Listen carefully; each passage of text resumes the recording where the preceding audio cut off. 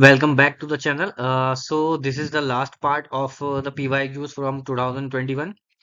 Those who are new to this channel and watching this video for the very first time, so I must tell you that there are previous videos also from 2018, 19, 20, and this is the 21. So go and watch them because many of the concept, the format of making this video is that I will go through each and every question which is there in the PYQ, and during that if there is some kind of concept is involved तो मैं I will be explaining that concept then and there. So बहुत सारे concept मैंने पहले ही explain कर दिए हैं, तो I recommend you to go and watch those videos, और बहुत सारी analysis and advices I have given there while doing that particular question, how to tackle that particular question, what is the pattern, how the questions are asked in the UGC net exams and different other exams. So go and watch. So we will be taking the first question. So this is the first question of this part, in which the question is to arrange all these case laws from the international law in chronological order. अच्छा, मैंने ये पहले ही बता दिया है जिन्होंने मेरी पुरानी वीडियोस देखी है कि from this question, you just only need to write in your notebook the case laws which has been mentioned here. Go and find on Google what they are about. तो एक बार go through कर लो.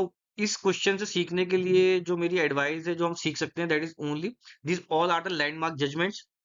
है ना, ये सारे के सारे landmark judgements हैं. बट जब एग्जामिनर को किसी क्वेश्चन को इतना टफ बनाना होता है कि कोई उसको अटेम्प्ट ही ना कर पाए, और एक एडवाइस ये भी है कि अगर इस तरीके का question until unless you are 100% sure, या फिर एटलीस्ट इतना तो आपको एक या दो केस का तो आपको क्रोनोलॉजिकल ऑर्डर पता ही है, ताकि आप तुक्का लगा सके. जब तक आपको इतना नॉलेज नहीं है, तो ये जो क्वेश्चंस होते हैं, these are those question which examiner wants you to dodge. ठीक है, ताकि आपको नेगेटिव मार्किंग ना मिले. ठीक है, but if there is no negative marking just like UGC NET JRF, so then you attempt, use your तुक्का. जितना भी आपको थोड़ी सी भी अगर हिंट कहीं से पता है तो आप कर सकते हैं, वरना इस केसेस को हम नहीं कर सकते. तो this is the advice and this is how I am going to tackle this question. तो यहाँ पर 5 केस लॉज लिखे हुए हैं.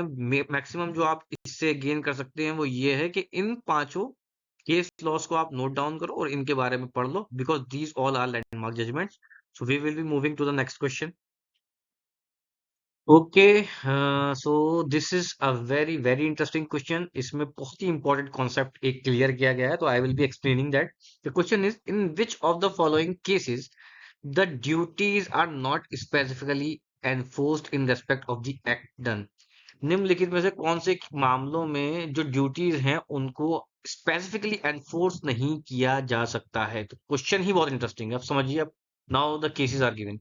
First, the liability of a borrower to repay a debt barred by a statute of limitation. अच्छा, यहाँ पर duty क्या है वो समझते हैं, कि जैसे कि इस एग्जाम्पल के माध्यम से समझते हैं कि the liability of a borrower to repay a debt barred by statute of limitation. तो यहाँ पर ड्यूटी क्या थी? जब आप किसी से उधार लेते हैं तो ये आपकी ड्यूटी है कि आप उसको रीपे करें. ठीक है, बट अब इस केस में क्या हो रहा है कि जो पैसे आपको रीपे करने हैं ना, तो वो टाइम बार्ड हो गया है. यानी कि लिमिटेशन एक्ट में एक टाइम होता है कि फॉर एग्जांपल 90 दिन के अंदर अंदर अगर आपने कोई पैसे लिए हैं, ठीक है, आपने किसी को पैसे दिए और वो आपको वापस नहीं कर रहा, तो एक पर्टिकुलर टाइम पीरियड होता है कि इस टाइम तक आप उसके ऊपर केस फाइल कर सकते हैं. देन कोर्ट उसको एनफोर्स कराएगी. ठीक है, कि वो आपका कोर्ट पैसे दिलवाएगी. बट फॉर एग्जाम्पल मान लो 90 दिन का लिमिटेशन टाइम दे रखा है. अब आपने 90 दिन तक तो कोई उस पर एक्शन लिया नहीं, अब आप 91 दिन जाके एक्शन लेते हैं, तो अब वो टाइम बार्ड हो गया. अब कोर्ट भी चाहकर उस ड्यूटी को एनफोर्स नहीं करा सकती. ड्यूटी क्या थी? पैसा वापस करना, रीपे द डेट. तो A option is correct. B, the limitation of a borrower to repay the money borrowed by him. ठीक है, अब यहाँ पर कोई टाइम बार्ड वाला लिमिटेशन वाला चीज तो नहीं लगा रखी है, तो ये तो एनफोर्स करा सकती है, यानी कि ये ड्यूटी कोर्ट एनफोर्स करा सकती है. तो B is not correct option. Third is to refrain the wrong doer from publication when a libel has already been published. Libel क्या होता है? लाइबल और सिलेंडर. लाइबल लिखित में आपने किसी के बारे में कुछ उल्टा सीधा छाप दिया. ठीक है, तो अब सिनेरियो क्या कह रहा है कि to refrain the wrong doer from publication. Already publish हो चुका है, तो उसको रेफ्रेन कैसे कर सकती है? यानी कि उसको रेफ्रेन कैसे कर सकती है, मतलब अब इसको सेम केस में इस ड्यूटी को एनफोर्स नहीं करा सकती ना. तो अब इसकी लायबिलिटी कैसे कोर्ट करवा सकती है कि आपको कंपनसेशन दिलवा देगी कि भाई आपको हानि हुई है, ये पर्टिकुलर कंपनसेशन है, या उसको पनिश कर देगी, ये उसको कुछ टाइम के लिए जेल में डाल देगी, पनिशमेंट दे देगी. लेकिन वो सेम चीज इसमें तो अब वो दोबारा नहीं करवा सकती ना. तो this is also the correct option 1 and 3। Last we read to refrain the wrong doer to continue the commission of a nuisance, नहीं, ठीक है, वो उसको रेफ्रेन कर सकती है ताकि वो आगे कोई और न्यूसेंस कमिट ना करे। आई होप मैंने इसको समझा दिया है। सो इसको देखते हुए the option the answer will be that is 1 and 3। इनको एग्जैक्टली एनफोर्स स्पेसिफिकली एनफोर्स नहीं कराया जा सकता है।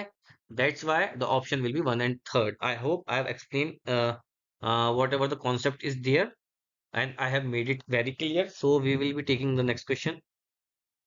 Okay, so this is an important question which is related to the intellectual property rights. ये थोड़ा दिखने में ये क्वेश्चन टफ लग रहा है, बट जैसे ही आप इसके ऑप्शंस पढ़ेंगे ना तो आपको समझ में आ जाएगा कि दिस इज इजी क्वेश्चन। कैसे?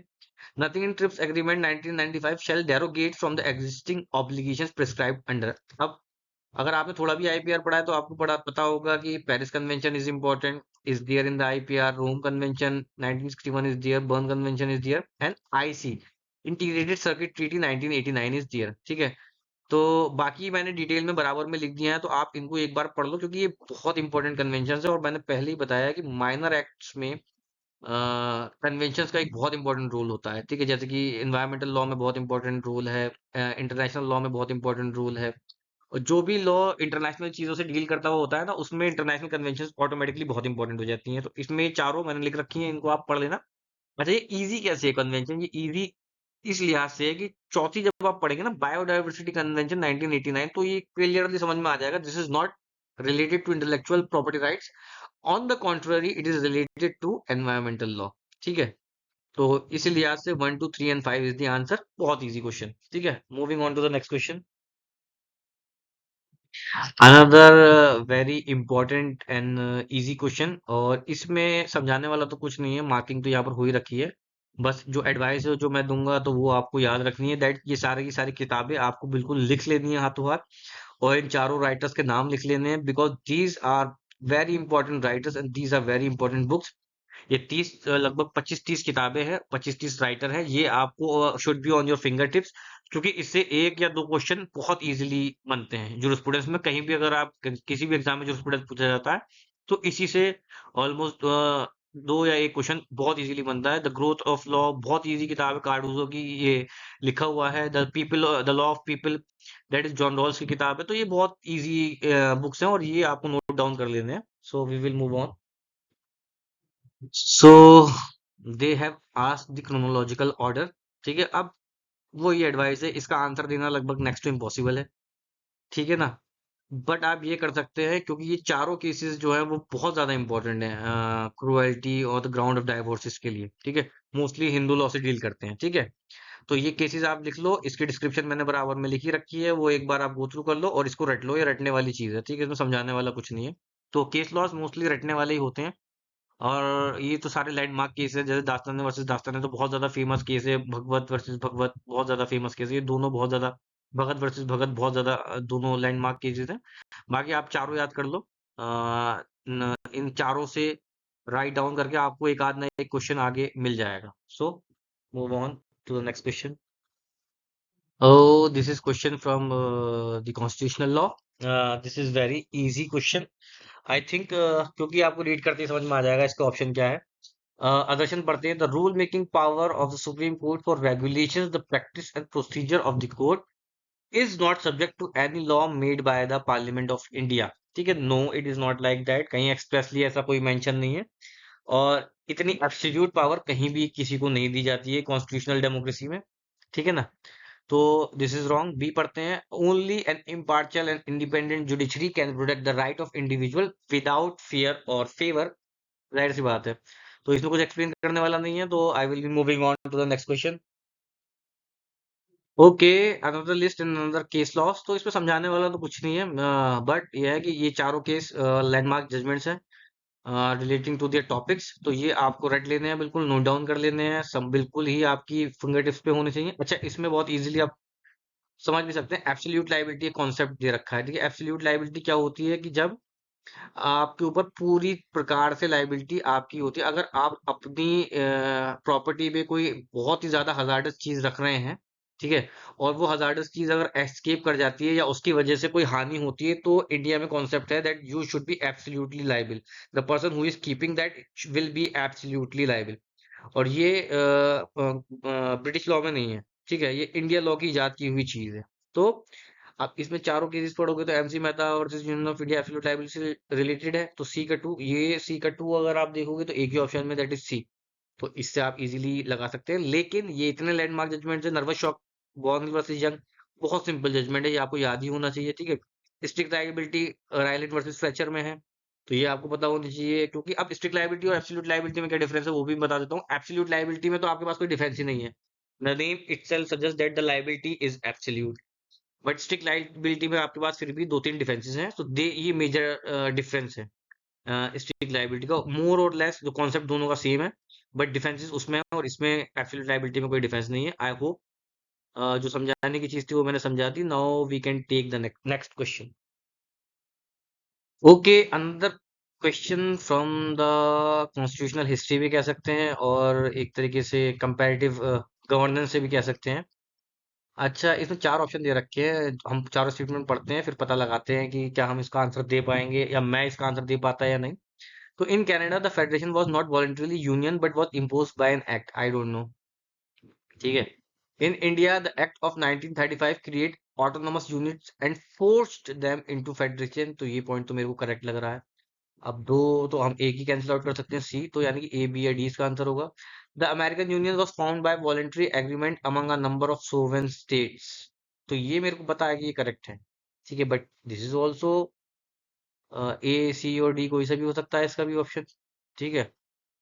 लास्ट पढ़ते हैं, that is Indian constitution has been framed by the states and not by the people, this is wrong. ये हमें पता है बिकॉज प्रियम्बल ही कहता है कि we the people of India, तो दिस इज रॉन्ग, तो चौथा नहीं हो सकता अब। यानी कि सिंपल से इसका ऑप्शन जो हो जाएगा then it will be B.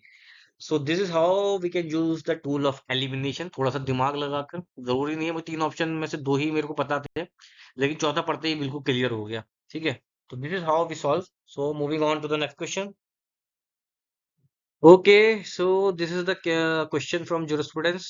अब थोड़ा टफ क्वेश्चन है, हालांकि अगर हमें पता है कि Pound belongs to sociological school and B option a social institution to satisfy social wants, ये सबसे ज्यादा करीब लग रहा है इसके। But still the statement of circumstances in which the public force will be brought to bear upon man through courts, I don't think ये इसका ऑप्शन हो सकता था।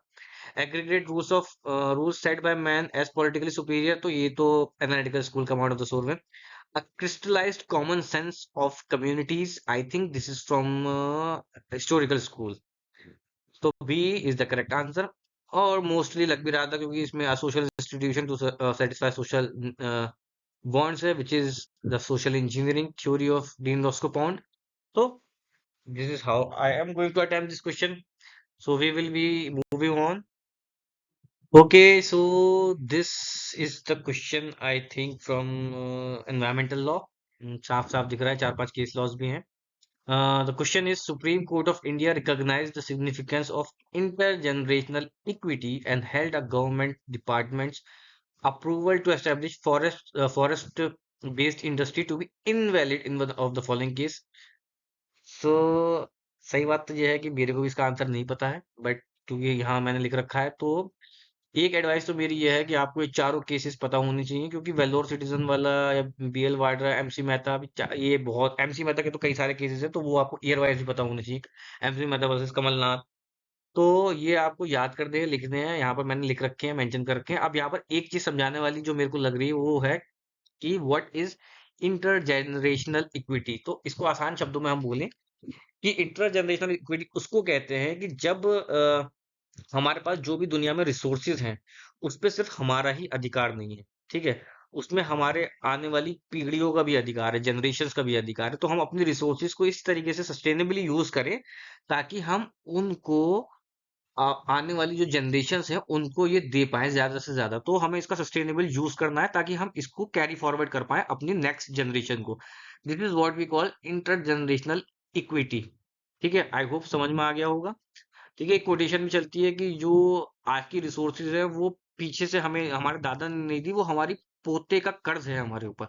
So I hope I've made my point clear. So now just go through the case laws. Remember, note that down and याद रखिए. So move on to the next question. Okay, so this is a very important question from jurisprudence. Every man has a property in his own person.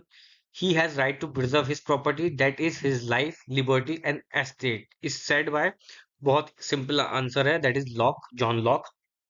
अच्छा, इसके साथ मैं एक concept explain करना चाहूंगा, ये कहाँ से आई. This is from the social contract theory. Social contract theory के तीन बड़े जूरिस्ट हैं, दैट इज हॉब्स, दूसरे हैं जॉन लॉक और तीसरे हैं रूसो. ठीक है.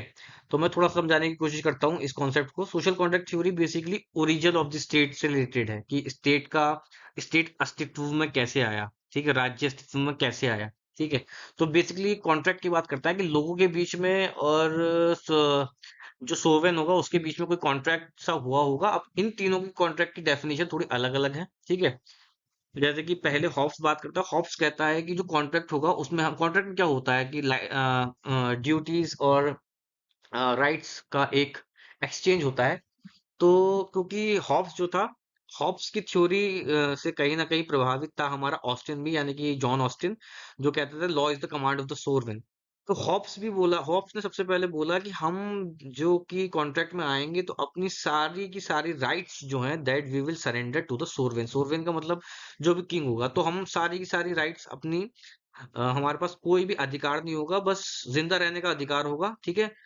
तो हम सारी की सारी राइट्स सरेंडर कर देंगे सोवेन को, राजा को, और उसके बाद उसके पास सिर्फ एक ड्यूटी होगी, that is to protect us. बाकी हमारे पास किसी भी प्रकार की कोई राइट नहीं होगी. ठीक है. अब ये बहुत ही दकियानूसी और पुरानी थ्योरी थी. ठीक है. अब इसमें दूसरे जो जूरिस्ट आते हैं वो इसको थोड़ा सा और लचीला बनाते हैं, दैट इज जॉन लॉक. तो जॉन लॉक बोलते हैं कि ठीक है, कुछ राइट्स हमारे पास होंगी और बाकी हम सरेंडर कर देंगे, और जो सोवेन होगा उसकी ड्यूटी होगी हमें प्रोटेक्ट करना. उसके अलावा हमारी लाइफ को प्रोटेक्ट करना और हमारी प्रॉपर्टी को प्रोटेक्ट करना. तो ये दो राइट्स हम रख लेते हैं, बाकी हम सारे सरेंडर कर देते हैं, जिसके एवज में जो सोवेन होगा वो हमें प्रोटेक्ट करेगा. ठीक है. तो अब थोड़ा लचीला हुआ. पहले में एब्सोल्यूट राइट्स के सरेंडर की बात थी, इसमें दो राइट्स रख के सरेंडर की बात थी. अब लास्ट में आते हैं जॉन रूसो, जो कि डेमोक्रेसी की बात करते हैं, कि हम एक बंडल ऑफ राइट्स हमारे पास होगा और एक बंडल ऑफ ड्यूटीज जो होगा वो सोवेन के पास होगा. तो इस तरीके का कॉन्ट्रैक्ट होगा. तो तीनों में कुछ राइट्स और ड्यूटीज की बात है. बट तीसरे वाले में क्या है कि बंडल ऑफ राइट्स है, कि हम सोच सकते हैं हमारे पास जैसे कि फ्रीडम ऑफ एक्सप्रेशन होगी, फ्रीडम ऑफ एसोसिएशन होगी, या different kinds of bundle of rights लोगों के पास होंगे. और बंडल ऑफ ड्यूटीज होंगे टुवर्ड्स द सोरवेन. तो these are the major differences. तो जो तीसरी वाली है वो बहुत ज्यादा लचीली है, जिसमें पहली बार हम एक डेमोक्रेसी का इंग्रेडिएंट देखते हैं. ठीक है. आई होप ये तीनों मैंने बहुत ही संक्षेप में, बहुत ही ब्रीफ में समझाने की कोशिश की है. आई होप ये आपके समझ में आ गया होगा. और ये आप ये भी नोट डाउन कर लीजिएगा कि सोशल कॉन्ट्रैक्ट थ्योरी से रिलेटेड है. सोशल कॉन्ट्रैक्ट थ्योरी के तीन जूरिस्ट हैं, हॉब्स, लॉक और रूसो. और जनरल विल की बात किसने की है? रूसो ने की है. और सबसे ज्यादा जो कंजर्वेटिव सोच जो बात बोली है वो किसने बोली है? वो हॉब्स ने बोली है. जिससे एक सवाल और बनता है कि ऑस्टिन इन्फ्लुएंस था. ठीक है, जॉन ऑस्टिन इन्फ्लुएंस था, जो कि कमांड ऑफ द सोवियन की बात करता है. तो आई होप कई सारे क्वेश्चन मैंने इसमें डील कर दिए हैं. So that is enough. We will be moving on. Okay, so this is another comprehension which is there. अब अच्छा, मैंने पहले ही बोला है कि कॉम्प्रिहेंशन पढ़ने में एक बार इसको सरसरी निगाह से पढ़ लो, लेकिन उससे पहले क्वेश्चन पढ़ लो, कि ताकि आपको पता चल जाए कि क्वेश्चन का कोई कॉम्प्रिहेंशन लेना देना है भी या नहीं. अब जैसे ये क्वेश्चन है, ये आप बिना कॉम्प्रिहेंशन के भी सॉल्व कर सकते हैं. According to Austin, the positive law has fallen three attribute: command, sovereign, sanction. Last में भी मैंने एक्सप्लेन किया है, तो इसमें तो कुछ ऐसा कुछ है नहीं. तो we will be moving on to the next question. Okay, another question from your students. बहुत इजी है सॉल्व करना. सबसे पहले तो देखो क्वेश्चन पढ़ते हैं. The view that international law consisted of the precepts dictated to states by natural law was advanced by. अब नेचुरल लॉ की बात हो रही है, तो कैल्सन और हार्ट तो वैसे ही कैंसिल हो गए. बचे कौन? सैलमन और वेटल.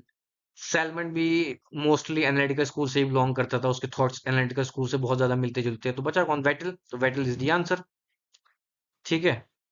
और वैसे भी जो एनालिटिकल स्कूल है वो कोई खासा इंटरनेशनल लॉ के पक्ष में तो नहीं था. ठीक है, क्योंकि उनको भी ये लगता है, क्योंकि सैंक्शन नहीं है इंटरनेशनल लॉ में. ठीक है, सैंक्शन के बिना एनालिटिकल स्कूल तो खड़ा ही नहीं होता। Law is the command of the sovereign sanction duty and all these. तो ये भी इजीली आप डिड्यूस कर सकते हैं। So moving on to the next question. So this question is from Negotiable Instrument Act, and which is basically related to the endorsement of Negotiable Instrument Act followed by delivery। चारों point बहुत easy दे रखे हैं, और इसमें negotiable instrument act ना भी हो तो भी ना, मतलब आप इन चारों पॉइंट को अपने लीगल माइंड पे जब घिस के देखेंगे ना, तो आपको समझ में आ जाएगा। लॉजिकल डिडक्शन और लीगल डिडक्शन से आप इजीली समझ सकते हैं कि चारों पॉइंट करेक्ट हैं। तो इसमें ज्यादा कुछ समझाने वाला है नहीं, आप इसको एक बार गो थ्रू कर लो एंड नोट डाउन कर लो। सो बस this is okay. So this is from succession, a very very important question. ठीक है, जैसे कि मैंने पहले ही बताया है, दोबारा रीट्रेट कर देता हूँ कि जो पर्सनल लॉज हैं उनमें हिंदू लॉ और मुस्लिम लॉ, चाहे वो क्रिश्चियन लॉ हो, उसमें मैरिज, डाइवोर्स, सक्सेशन, अडॉप्शन, ये 4-5 पॉइंट ही सबसे ज्यादा इंपॉर्टेंट है। घुमा फिरा के 75 से 80% क्वेश्चन इन्हीं में से पूछे जाते हैं। उसके अलावा जो बच जाता है मेजर पोर्शन, उसमें से बचे हुए भी 25% क्वेश्चन पूछे जाते हैं। तो ये तो बहुत इजी क्वेश्चन है। Son of predeceased daughter is a class 1 heir. तो ये सही है बिल्कुल। प्रीडिसीज डॉटर का जो बेटा होता है वो क्लास 1 आयर होता है। Two widow of predeceased son of predeceased son is class 2 heir. No, वो क्लास 1 आयर होता है। Mother's mother is class 1 heir. माँ की जो माँ होती है वो क्लास 1 नहीं, क्लास 2 आयर होती है। Mother father mother's father is class 2 heir, या तो ये तो रटने वाली चीजें हैं और बहुत ही कम थोड़ा सा कॉमन सेंस लगाने वाली चीजें हैं। ठीक है, तो nothing more, we will be moving on. Okay, this is the question which is related to the theories of Hindu marriage act. तो क्वेश्चन इज बहुत इंपॉर्टेंट क्वेश्चन है पर्सनल लॉ से। Originally under the Hindu marriage act 1955 divorce was based on. तो इसका answer है break down theory. Break down theory क्या होती है, हम इसको अंडरस्टैंड करने की, सॉरी, इसका आंसर है फॉल्ट थ्योरी, क्योंकि ब्रेक डाउन थ्योरी जो है वो 1976 में ऐड की गई है। तो फॉल्ट थ्योरी का मतलब क्या होता है? फॉल्ट थ्योरी का मतलब होता है जब तक कि कोई एक पार्टी फॉल्ट नहीं करेगी तब तक डाइवोर्स नहीं लिया जा सकता। फॉल्ट फॉर एग्जांपल, किसी ने कोई कोई मारपीट ना, क्रुअल्टी करे, या फिर डिजर्शन हो, या फिर अडल्ट्री हो, या कन्वर्जन हो, या मेंटल डिसऑर्डर हो, या इसी प्रकार का कोई एक फॉल्ट होना चाहिए किसी भी एक पार्टी में, तब दूसरी पार्टी डाइवोर्स ले सकती है। अगर कोई फॉल्ट नहीं है दोनों पार्टियों में तो कोई डाइवोर्स नहीं हो सकता। ठीक है, तो this was the basic theory जो कि पहले थी Inception at the time of Hindu marriage act. But later on 1976 में सेक्शन 13 बी ऐड किया गया, जो अलाउ करता है mutual consent, divorce on the basis of mutual consent. इस थ्योरी के अकॉर्डिंग, यानी कि ब्रेक डाउन थ्योरी के अकॉर्डिंग, द थिंग इज कि जरूरी नहीं है कि दोनों पार्टियों में से किसी ना किसी में कोई फॉल्ट हो तो ही डाइवोर्स लिया जाए, बल्कि अगर किसी वजह से म्यूचुअल कंसेंट से वो दोनों किसी भी वजह से साथ नहीं रह सकते या रहना नहीं चाहते, हालांकि दोनों ने कोई फॉल्ट नहीं किया, तो भी वो डाइवोर्स ले सकते हैं, which is added in 1976 through amendment in the Hindu marriage act 1955। I hope बहुत इजी कॉन्सेप्ट था। I have made it very clear. So we will be taking the next question. Okay, this is another very, very important question, which is about a concept and about articles related to the constitutional law. The question reads, beside providing for a functional government and constitutional growth in the administrative process, the Constitution has provided elaborate control mechanism so that the water may not overrun beyond banks. This has been ensured in which of the following articles of the Constitution? And the answer is Article 32, 226, and 227 of the Constitution, which are related to the judicial review and the writ jurisdiction of the Supreme Court of India and the different various high courts of India.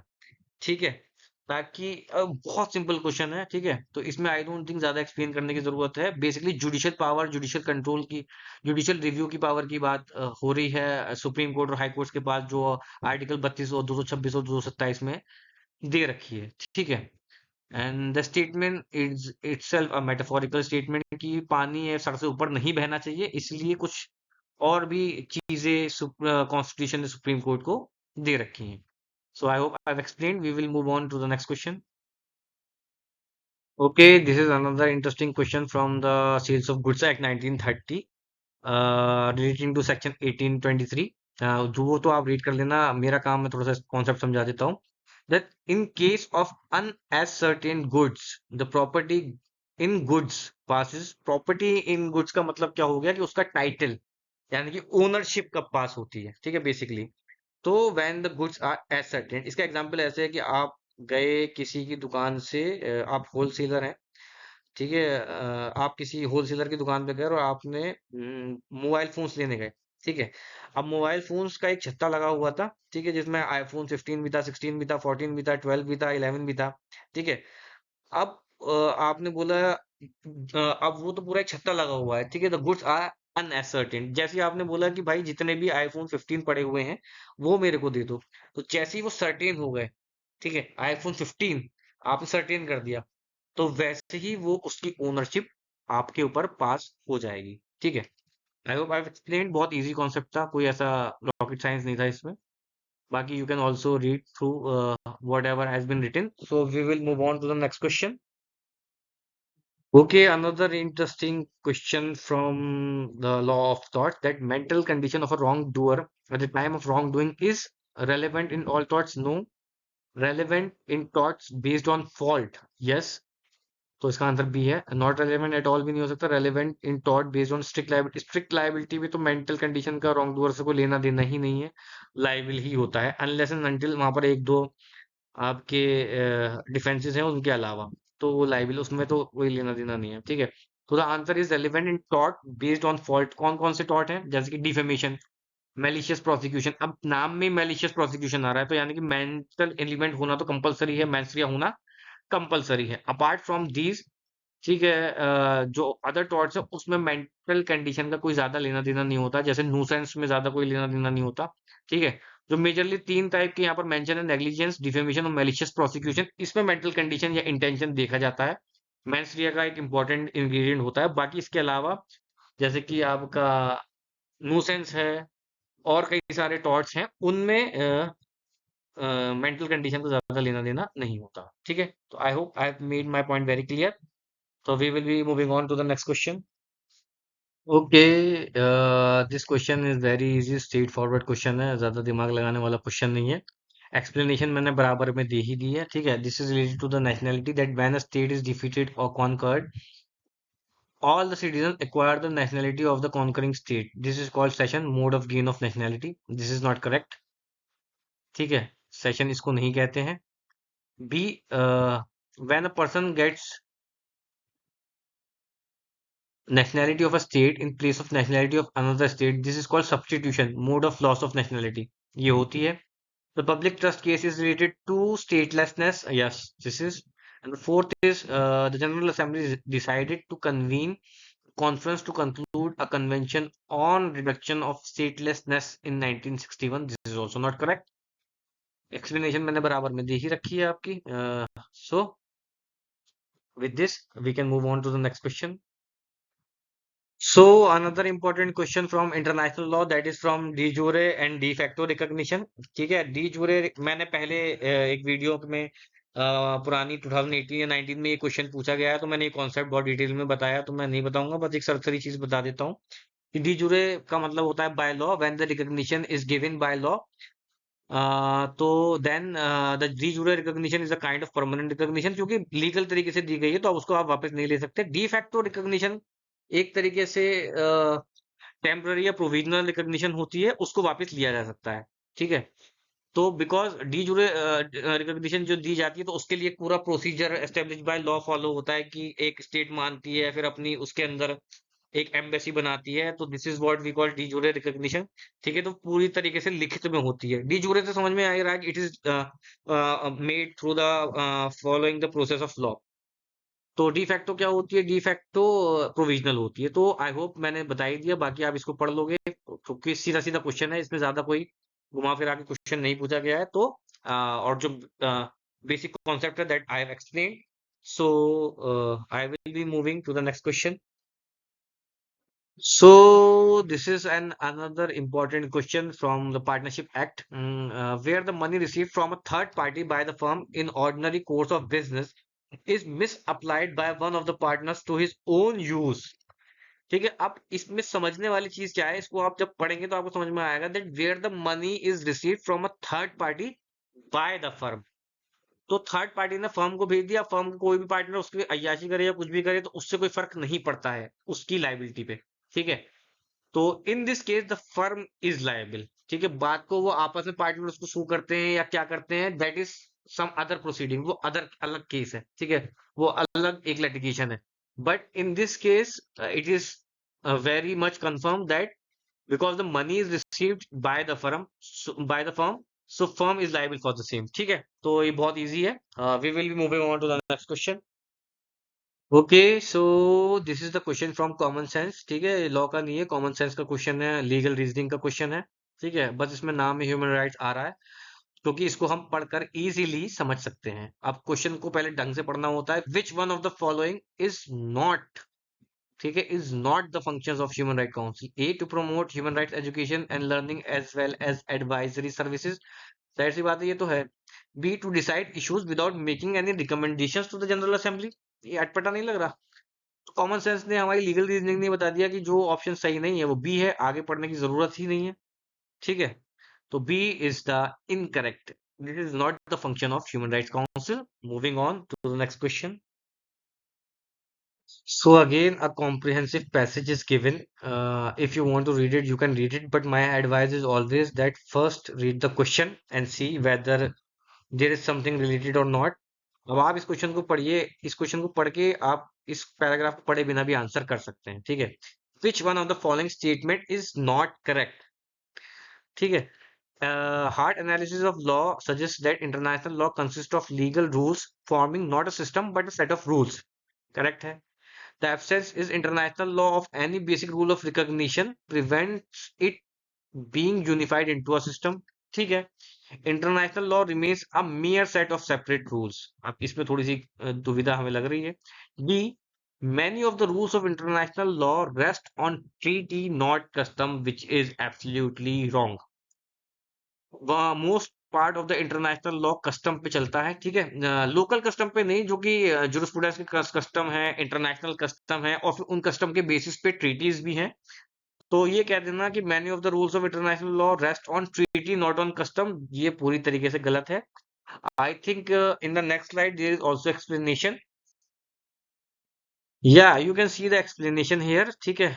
तो ए HLA heart की बात तो बिल्कुल ठीक है, absence of international law वाली बात भी कहीं ना कहीं ठीक है, ठीक है। तो तीनों पॉइंट ठीक है, but D, that many of the rules of international law rest on treaty not on custom, तो ये बिल्कुल ही खिलाफ है इंटरनेशनल लॉ। अगर आपने पढ़ा है थोड़ा भी तो सोर्सेज ऑफ इंटरनेशनल लॉ जो आपने पढ़ी है, custom plays a very important part in international law. So having said this, I think we can move on to the next question. Okay, another section from the international law, that who defines law as a body of rules for human conduct within a community which by common consent of this community shall be enforced by external power. तो ये बोला है Oppenheim ने, ठीक है। तो ये याद करने वाली चीज है, अपनी नोटबुक निकाल के आपको नोट डाउन कर लेनी चाहिए इसको, और इससे ज्यादा समझाने का इसमें आई डोंट थिंक कुछ है। Okay, this is another interesting question from Fuller, Lon Fuller, जो कि बिलोंग्स करते हैं नेशनल लॉ स्कूल को। लॉन्ग फुलर का एक बहुत इंटरेस्टिंग कॉन्सेप्ट है, that is inner morality of law, जिसकी वो बात करते हैं। इनर मोरालिटी ऑफ लॉ में वो कहते हैं कि कुछ पॉइंट्स बताए हैं जो लॉ के अंदर होने चाहिए, तभी ये माना जाएगा कि उसके अंदर मोरालिटी है। वो क्या है कि लॉ जो है वो कंसिस्टेंट होना चाहिए, ठीक है, सबके लिए बराबर होना चाहिए। ऐसा नहीं है कि ए के ऊपर अलग तरीके से लागू हो रहा है, बी को कोई अलग पनिशमेंट दी जा रही है। दूसरा, वो कंसिस्टेंट होना चाहिए, ठीक है, जिसके ऊपर भी लागू हो रहा है बिल्कुल कंसिस्टेंटली लागू हो। तीसरा, बहुत ज्यादा स्पेसिफिक होना चाहिए। चौथा, वो रेट्रोस्पेक्टिव नहीं होना चाहिए, प्रोस्पेक्टिव होना चाहिए। कोई कानून अगर आज बनाया आपने तो वो प्रोस्पेक्टिव वर्क करे, ऐसा नहीं कि पिछले लोगों के ऊपर भी वो अप्लाई हो। तो इस तरीके से 7-8 पॉइंट हैं जो कि लॉन फुलर ने दिए हैं, जो कि ये बताते हैं कि लॉ के अंदर इनर मोरालिटी है या नहीं है। तो now we will, I have explain the concept of inner morality, so now we, और एक बार आप इसको जाके और गो थ्रू कर लेना। तो हम इस क्वेश्चन को पढ़ते हैं। Law is the enterprise of subjecting human conduct to governance of rules, ये करेक्ट है। The morality of law has two aspects, external and internal, ये भी करेक्ट है, ठीक है। नाउ हम इसका तीसरा पॉइंट पढ़ते हैं। External morality is the morality of aspiration ideas from which it is possible to drive a procedural version of natural law, तो ये एक्सटर्नल मोरालिटी की बात नहीं करता है। एस्पेक्ट बताए हैं, लेकिन एक्सटर्नल मोरालिटी की बात नहीं करता है लॉन पोलर। वो ही only talks about inner morality. तो सी ऑप्शन नहीं हो सकता, तो आप एलिमिनेशन देख लो। बी, सी और डी तीनों ऑप्शन नहीं हो सकते, so the answer is A, that is A and B only. I hope I made my point, so we will be moving on to the next question. Okay, this is the question which is related to Hallfried's model of jural correlatives and jural opposites. यहाँ पर correlative पूछे हैं, लेकिन question is which of the following is not correct in relation to rights in its various forms and its correlative. तो not, which is not correct. And not correct is power and liberty. बाकी ये मैंने बहुत detail में explain किया है। I think 2018 वाली PYQs में ये क्वेश्चन आया है, तो सबसे पहले वही एक्सप्लेन किया है, तो I will not be explaining. अगर आप वो स्टार्टिंग से देखोगे जाके, तो वो आपके नोट्स में होगा, तो I don't think I need to explain this, so I will be taking next question. Okay, I think this is repeat question from 2019 I think. तो ये एज इट इज रिपीटेड है। वैसे तो मोस्टली क्वेश्चंस मैंने पहले ही बता दिया है कि 25 से 30% जो फैक्ट होता है, उसमें से 75% क्वेश्चन बनते हैं। बस ये हमें एक्सपीरियंस से पता चलता है कि कहाँ से क्वेश्चन बन रहे हैं, थोड़ा पैटर्न को एनालाइज करके। तो the answer to this question, that what is the main purpose of corporation sole, ये बहुत डिटेल में कॉर्पोरेशन सोल क्या होता है, ये मैंने डिटेल में शायद डिस्कस किया 2020 वाले पेपर में। So I don't think I need to explain. The answer to this question is to make continuity of an office. But still explanation आप लिखी हुई है, आप इसको एक बार go through कर सकते हैं. Make your notes. That is the only advice. Moving on. Another very easy question which can easily be deduced by the legal reasoning. बहुत सिंपल क्वेश्चन है। Consumer medicine cell has to hold which of the following documents. बहुत easy है। List of empanelled mediators, जाहिर सी बात है। List of all cases handled by the cell, रखनी पड़ेंगे। Records of all the proceeding, ये भी बहुत ही ज्यादा कॉमन सेंस की बात है। इंफॉर्मेशन स्पेसिफाइड बाय रेगुलेशंस, ये भी बहुत ज्यादा लीगल रीजनिंग की बात है, तो इसमें ज्यादा कुछ बताना है नहीं। सीधा सीधा क्वेश्चन है, बहुत इजी क्वेश्चन है। Okay, these are some of the articles which is related. अभी हमने रिसेंटली पढ़ा था judicial power American supreme court की, आर्टिकल आई थिंक 3 में है। हाँ, आर्टिकल 3 में है। तो ये चारों पॉइंट आप याद कर लो, रिपीट होगा तो इसमें से एक आध क्वेश्चन बन जाएगा। और एक्सप्लेनेशन वाली चीज तो इसमें कुछ है नहीं, ये तो सिर्फ रटने वाली चीज है, तो एक बार गो थ्रू कर लो and take notes in your notebook. Okay, another confusing question but very easy question. ठीक है, अगर आपने मेरी इतनी वीडियोस देखी हैं, ठीक है, तो मैंने कई सारे कॉन्सेप्ट बार बार रिपीट किए हैं जूरिस्प्रूडेंस के, या जो भी क्वेश्चन होता है, तो we all know that who says that law is the command of the सोवेंट। ऑस्टिन बोलता है। आप क्वेश्चन पढ़िए, which of the following group of jurist who consider law as the command of the सोवेंट। तो आप इसमें इससे ज्यादा तो मेरे को लगता नहीं पढ़ने की जरूरत भी है। Option D is the answer. अभी मैंने रिसेंटली एक क्वेश्चन में बताया भी कि हॉब्स से बहुत ज्यादा प्रभावित था ऑस्टिन, तो अब I don't think I need more to explain. Another very easy question that is related to the tort, liability in the tort। ठीक है, बेसिकली ये हमारा नेग्लिजेंस से है। That is there is a duty to take care. Duty to take care में breach of the duty हो जाती है। अगर ब्रीच ऑफ द ड्यूटी हो गई, तो उससे कोई कॉजेशन खड़ा होता है, और फिर लास्ट में देयर इज डैमेजेस। तो बहुत सिंपल क्वेश्चन है, I don't think I need to explain further. But still if you want to take notes, then beside the question I have made all the notes to the correct options, so you can take those and we will move on to the next question. So this is also the question from international law। इसका आंसर तो मेरे को भी नहीं पता, but the answer is B. तो आप इसको बस एक बार रट लो, और समझाने वाली कोई चीज तो मेरे को इसमें लग नहीं रही है कि world court refuse to give advisory. तो ये क्वेश्चन फिर उसी प्रकार का क्वेश्चन है, हार्ड क्वेश्चन, जिसको अटेम्प्ट करना और नहीं करना डिपेंड करता है कि आप कौन सा एग्जाम दे रहे हैं, नेगेटिव मार्किंग है या नहीं है। So be it, we will moving on. Okay, this is another interesting question which is related to national commission for women. अब इसके सारे ऑप्शंस तो मैं भी वो नहीं कर सकता, but we I have tried to solve this through the method of elimination. तो हम पहला ऑप्शन पढ़ते हैं, shall fund litigants involving issues affecting a large body of women. जाहिर सी बातें करेगी, ये तो इजी है, कॉमन सेंस का लग रहा है। B, shall provide financial assistance to all those who are self employed, जो पहले से एम्प्लॉयड है उनको ये फाइनेंशियल असिस्टेंट क्यों प्रोवाइड करेगी, तो ये थोड़ा अटपटा है। तो अब सिर्फ हम इसमें एलिमिनेशन के थ्रू देखें तो बी, सी और डी तीनों में दो दो दो है, तो इसका ऑप्शन ए होगा। This is my analogy to solve this question. ठीक है, I hope I have made my point very clear. So we will be taking the next question. Again, nothing to explain, just to remember, go through it, note down. Professor good heart से ये related ये question कई बार पूछा गया है और दो चार क्वेश्चन और भी है, तो may be that also will be coming in the upcoming lecture. So just note it down and learn his name. Okay, very very very important question, और ये चारों की चारों थ्योरीज सेम 2020 में भी पूछी गई हैं। तो मैंने ये चारों थ्योरी एक्सप्लेन करी। यूटिलिटेरियन थ्योरी बेसिकली बात करती है कि यूटिलिटी की किसी ने अपना एफर्ट पुट किया है तो उसके अकॉर्डिंगली उसको पैसा भी मिलना चाहिए या रॉयल्टी मिलनी चाहिए, ये यूटिलिटी बात करती है। ठीक है, क्योंकि अगर किसी ने अपना एफर्ट या लेबर पुट किया है तो उसको उसको अकॉर्डिंगली पे भी मिलनी चाहिए। दूसरी लेबर थ्योरी है, वो तो same same. Labour theory is based that जितना आप एफर्ट पुट करते हो उसको अकॉर्डिंग आपको पैसा मिलना चाहिए। तो मोर और लेस एक यूटिलिटी की बात करती है, दूसरी लेबर की बात करती है। तीसरी पर्सनैलिटी थ्योरी है। पर्सनैलिटी थ्योरी बेसिकली ये बोलती है कि जो भी इन्वेंशन है वो आपकी पर्सनैलिटी का एक पार्ट है।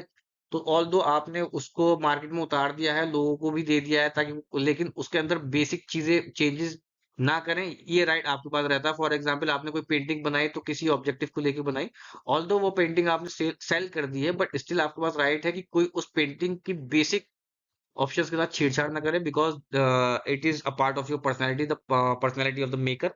तो ये इंटेलेक्चुअल प्रॉपर्टी में एक थ्योरी ये भी चलती है।